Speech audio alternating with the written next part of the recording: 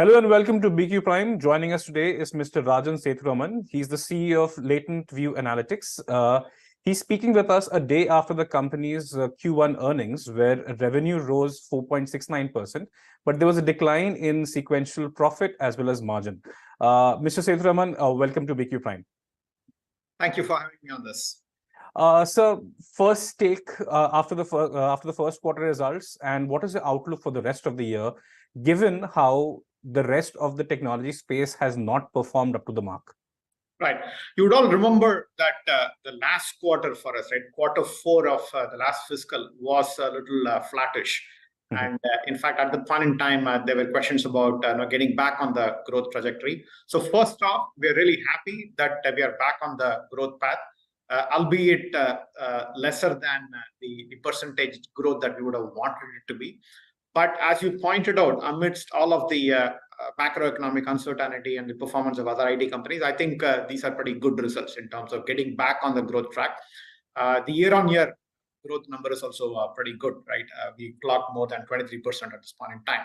The profitability has been impacted because of the investments that we have been making for some time now. And we haven't slackened on that because we believe that these are exactly the investments necessary to actually get onto an even steeper growth trajectory when the market rebounds, right, when the uncertainty is resolved. So from that perspective, I would say that while Q1 and Q2 will be of the order of growth that you currently see, we are still hopeful that the second half of the year, right, will be a much stronger bounce back. So at this point in time, I would say that we would want that to pan out to have a better commentary, right, for the remainder of the year. So you mentioned about the second half of the year, which is actually your expectations are quite contrary to how the rest of the industry is facing up right now. We have reports saying that the IT sector, the technology sector in India will have a longer than expected slowdown and is also maybe staring at a washout because the deal making is delayed. I mean, deal closures are delayed. You are into analytics. Are you seeing those same trends, if I may say so, if you're seeing the same trends in this space? Right. And I think this question is important in the context that sometimes analytics is seen as discretionary spend, right? But for us, the experience has been quite contrary, in the sense that for us, all the book of work that we had in the last fiscal, that has all been completely renewed. Plus, we have also seen some incremental growth with those stakeholders that we are working with. For them, their mandate and remit has increased. Of course, they have the leeway to do and launch big new initiatives. But for whatever work that they were undertaking, that is still seen as very critical, either from a revenue growth or from a margin enhancement perspective. And therefore, we are very happy to see that the entire book of work that we were executing has been renewed, and we have seen some incremental growth on top of that as well. Where we see a certain amount of uncertainty is on the kicking off the large initiatives, new initiatives. And that we are expecting that some of that uncertainty will also be resolved as we wrap up the first half of the year. I mean, there are quite a few large opportunities in the pipeline where the conversations have been underway for 6 months or longer. And given that most organizations at this halfway mark, they need to take a call, right, on whether they're going to do anything substantial this year or whether it is just lights on and business as usual. So we're expecting that some of those initiatives will come through, which will create the kicker that we're expecting in the second half of the year. It's interesting. So first, just a small question first. So you're saying the analytics services that you provide are not discretionary, but essential for your clients? That's correct. All right. Secondly, a point that you mentioned about large clients. If I look at your numbers and your investor presentation, over 50% of your revenue is coming from the 50 crore plus clients, which are your largest clients. And the top 10 clients are bringing about 71% of the revenue in Q1 as compared to 73% in Q4. So in that respect, you're saying that the delay, there's some delay in the conversion of these deals. So, but do you think the concentration, I mean, about 50% of your revenue is coming from those large clients. So is that a deterrent to you for the rest of the year? Not at all. I mean, while these 5 accounts, for example, contribute a significant amount of revenue, it is not just one deal that we are executing for them. With these large accounts, we will have upwards of 15, 20 individual statements of work. And all of these are seen as important and critical initiatives. So when I talk about some of the newer initiatives, right, I'm talking about initiatives that are in the size of 750,000 to 1.5 million in size, right? And those are the initiatives on which people are still sitting on the fence. These could be existing stakeholders, or these could be new prospects that we are having conversations with. We are expecting that a certain percentage of them will convert and come through. And it could happen in some of the existing accounts as well. But these will be new doors that we are opening in those accounts. I mean, these accounts are very large and they spend a large amount of money on analytics. And we might be present only in some aspects of their business today. There are opportunities in the remainder of the business. Okay. That again, to extend to that, you also see that about 70% of your revenue comes from the technology vertical. And you also specified that now you want to grow your expertise in BFSI as well as retail. But there is a dichotomy here, because BFSI and retail are the most affected verticals for, say, some of your larger peers or for the wider IT industry. So why is that you want to push into BFSI and retail in this climate? Right. So I think that's a good question in the sense that it also helps me explain the impact that we are seeing on the profitability. So the decision to push into BFSI and retail was taken around the time that we did the IPO.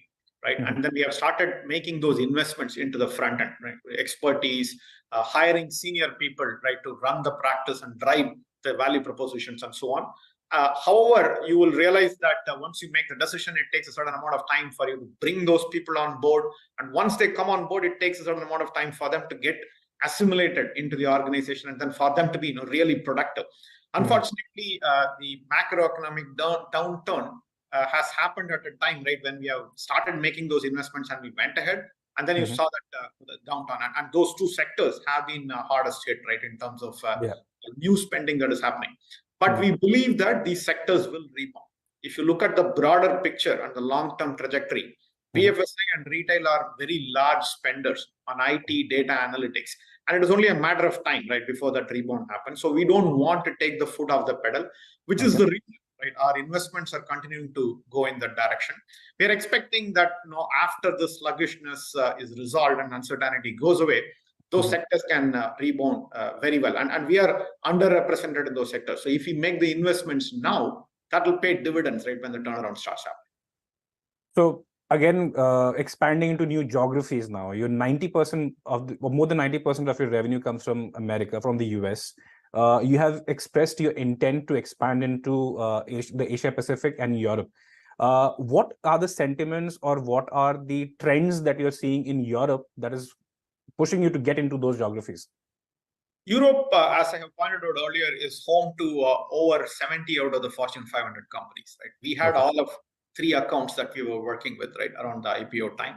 So the investments that we've been making into Europe are aimed at capturing a lot of that market opportunity that is present there. The good thing is that we have been able to hire a fairly strong team there. I mean, I had only one person in the European market a year back. Now we have a 10-member strong team, right, including our new Europe business head, the front-end sales team, people who can do the solutioning. So the infrastructure and the capacity is in place. The good news also is that we have over 30 plus opportunities in the pipeline. All of these are with very high quality brands and names in the market. Of course, in general, Europe is a little challenging because of the nature of the selling that happens. I mean, it is a very relationship-driven market, and it's a lot less transactional. Meaning, what I mean by transactional is that if you can very clearly demonstrate a value proposition, that doesn't mean that you'll get the deal signed the next day. You still need to work through, right, the process and the relationship, and that is something that normally happens. In this environment and climate, that is taking even longer because many of them are also still in a tentative mode. So I think the investments and the capacity, everything is in place. We are just expecting that a lot of the opportunities that we have now identified that are in the pipeline will start converting, right, as we move into the next few quarters. Okay. Finally, you are investing a lot. You are betting on BFSI and retail as well. There is the AI opportunity, I'm sure, that comes your way as well.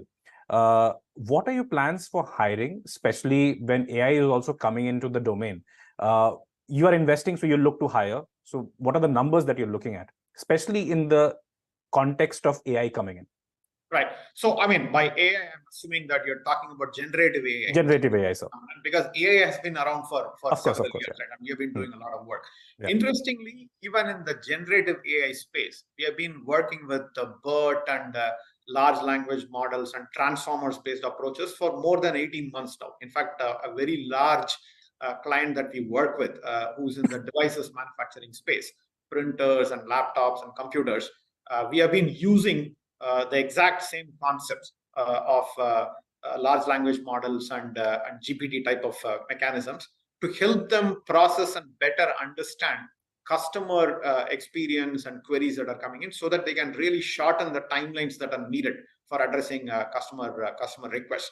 And that has actually helped them improve their customer service levels from about a 65% to an 85%. And this is the work that's been happening over the last 18 months.